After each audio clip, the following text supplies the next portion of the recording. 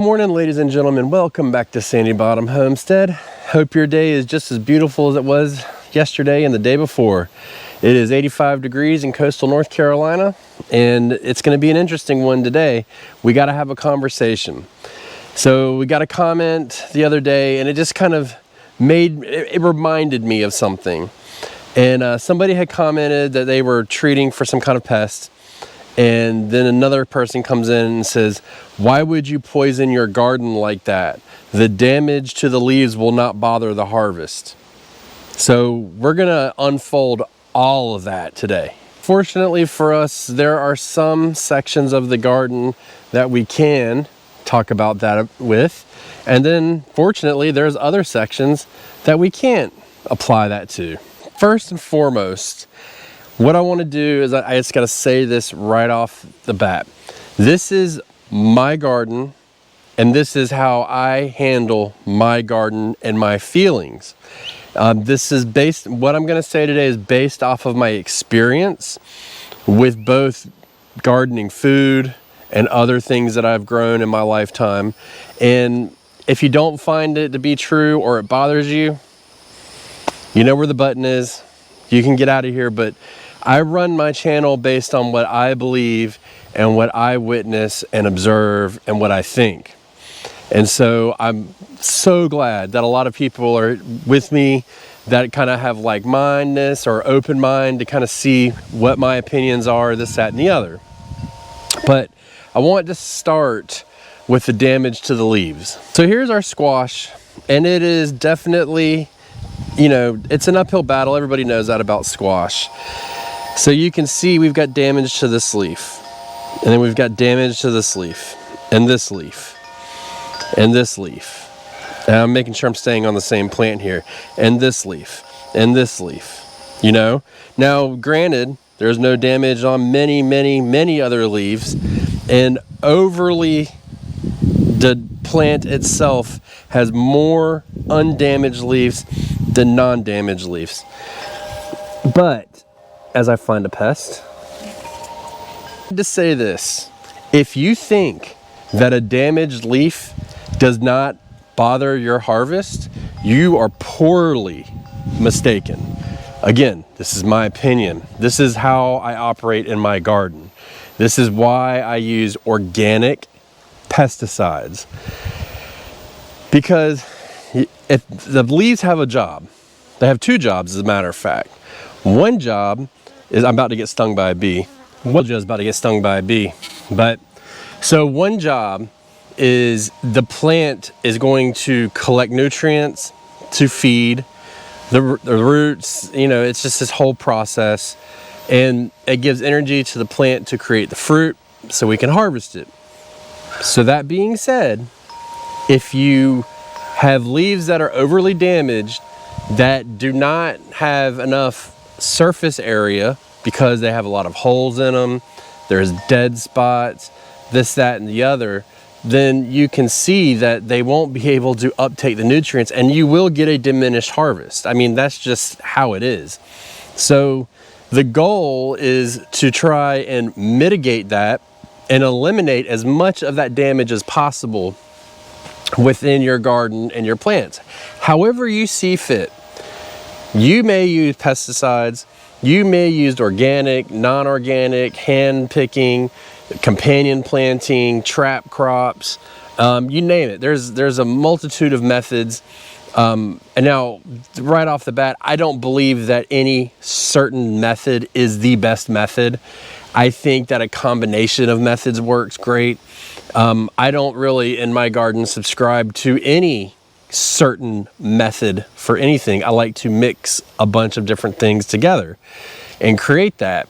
So that's the first thing. Now, if you look at something like tomatoes, well, actually, you know what? I'm going to take you over there and show you the tomato. If we come in here to this tomato right here, here's a good one right in here. It's hard to see, right? Well, that's exactly the purpose. It's supposed to shade that tomato. By shading that tomato, we ensure that it doesn't get sun scald.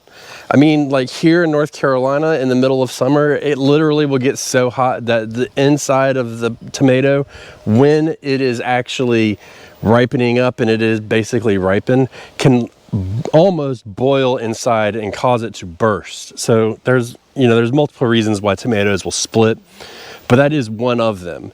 So it causes that to be part of it.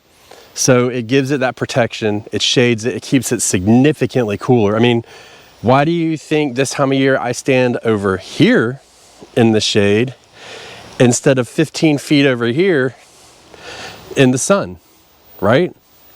Because I want to be in the shade where it's cooler. I'm not trying to come out here and sweat, you know what I'm saying? I mean, I do enough of that. So all of this taken into account makes a huge difference. And you can just go around to each individual plant and see the benefits of it. I mean, let's look at this cucumber, for instance. Imagine if all of the leaves were gone and there was just a couple up here. You know, you're gonna struggle to get a harvest off of it because it can't collect enough nutrients. Now, we had this one year with our tomatoes. We got septoria leaf spot, and the only thing that I could really do to control it was remove the damage. And so as it climbed up higher and higher, we kept pulling limbs off, pulling leaves, doing everything we could. We were trying to save our tomatoes. It was like a mad dash, and we just could not get it to be under control. And it would form buds, but then the buds would drop. Buds were dropped because they were getting too hot and there wasn't enough nutrients to support it. Didn't matter how much I fertilized it, what I did, it just was not enough to support life on that plant. So it makes a big difference. Now, the other thing is, on this channel, I encourage everybody, and I always ask because I genuinely care, what's going on in your gardens? What are you doing? I view it as a safe space, and I want you guys to feel free to comment. That being said, I feel like that comment was pretty nasty. It's almost worth like blasting the person, but I just kind of I was trying to be gentle today, so I'm not gonna blast it this time. But you know, you guys can't come in and just tell people that they're stupid and they're doing things wrong and they're poisoning everything, because what that tells me, and this is about pesticides and fertilizers in general, there can be a very extremist side of gardening where everything is viewed as a poison. Everything you put on your garden is viewed as a poison by some people. And those said some people, they may have, from the comments, they may have beautiful gardens and get what they want, but we all can do it separately, individually, the way we want. We can grow and do what we want in the garden. That's the beautiful thing about it, is in this day and age, you can pick what you want to grow it the way you want to grow, and enjoy it the way you want to enjoy it, and do what you want with it. And you're almost, you're not guaranteed success, but it's really hard not to get some kind of harvest. Everybody's goals are different, and that's something that we need to think about as well. Now, if you're commenting that everything you put on your garden's poison and you're killing everything and everybody, I just want you to sit back and think about it. Are you going to a restaurant?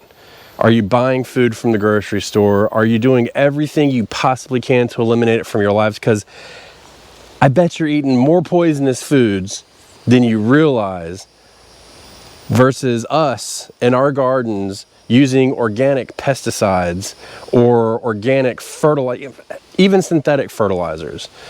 There's still less of that going on here than no matter what.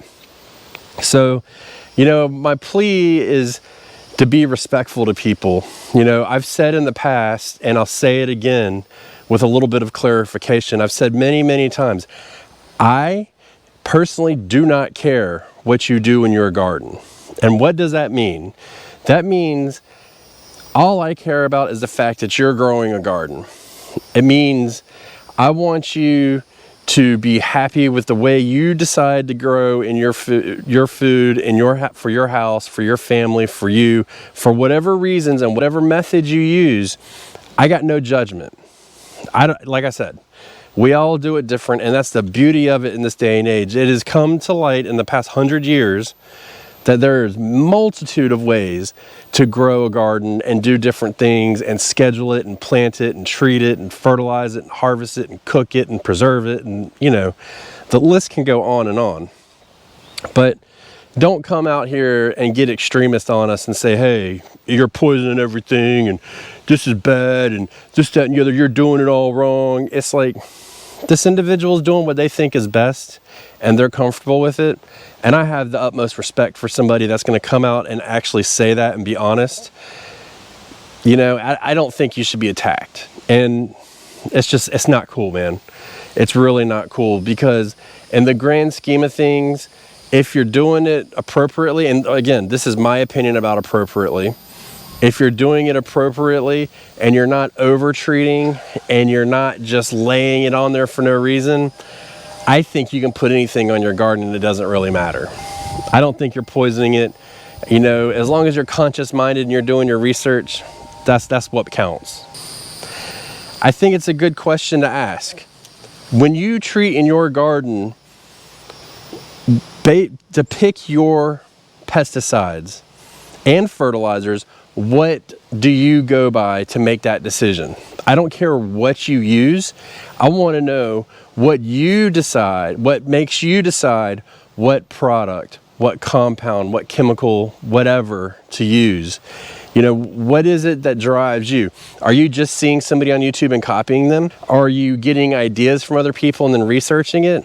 But either way, it doesn't matter, because it's natural to say, hey, Ben's had success with this, let's do that.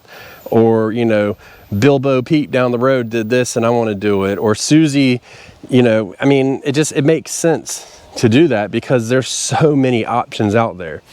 But in every aspect of life, there's always an extreme thought process. And I always try to avoid that. And anytime somebody tells me that everything is poison, I write you off. I mean, I'm just telling you, because then it's like, well, what's the point in having a garden then? What's the point? If I'm just going to grow everything and let it succumb to pest every year and struggle and not get a harvest for all the hard work that I do. Because one thing I love about my community is each and every one of you are here because you do the hard work. You get out there in the hot, in the cold, on the rainy days, on the windy days, and you do the work. You dig it up, you weed it, you figure it out. People don't realize when somebody's really in the gardening, the amount of effort to educate themselves is. There's not a college course, I mean there is, but not really for the home gardener. I mean, let's be honest, we're all self-taught and it takes time. And everybody that's watching this right now, because you know, you're my favorite viewer, you all have experienced failure and dealt with it in your garden. And that's what leads you to make certain decisions. And I have super respect for people like that, because admitting failure and defeat is very hard, but it's how you come back from it and what you do. And going and judging people based on what they decide to do from their failure to make it successful, that's not cool. So one example, I want you guys, I'm asking for a lot of comments today and they're all multiple subjects, but I want you to tell me something. How much do you think this plant's going to produce now that it has all these leaves gone on it? You tell me.